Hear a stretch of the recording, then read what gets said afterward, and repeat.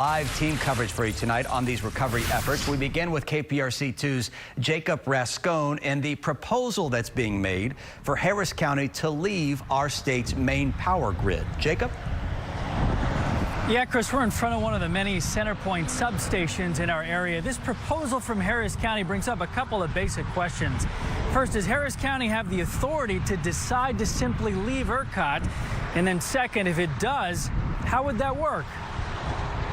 Most of Texas is on a power grid overseen by ERCOT, with a few exceptions seen here, including a handful of areas near Houston like Liberty and Jefferson counties, which suffered fewer blackouts but are also far less populated. Why can't we just leave ERCOT? Harris County Commissioner Adrian Garcia says, in effect.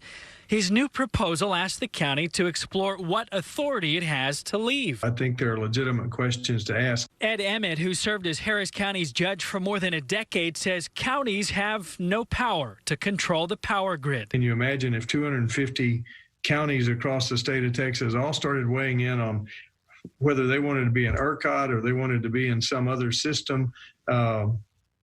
That's really not their job. The ERCOT grid has looked about the same for many, many decades. Jefferson and Liberty counties have never been part of ERCOT.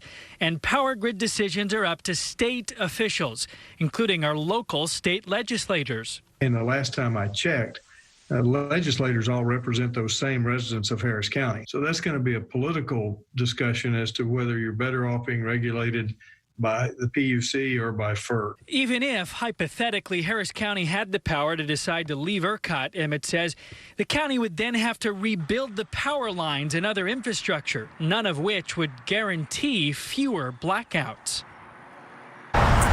So the short answer is no, Harris County does not have the authority to decide to leave ERCOT.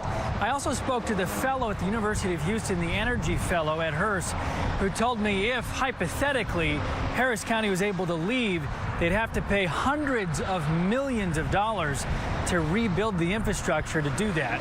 And again, that would not guarantee fewer blackouts.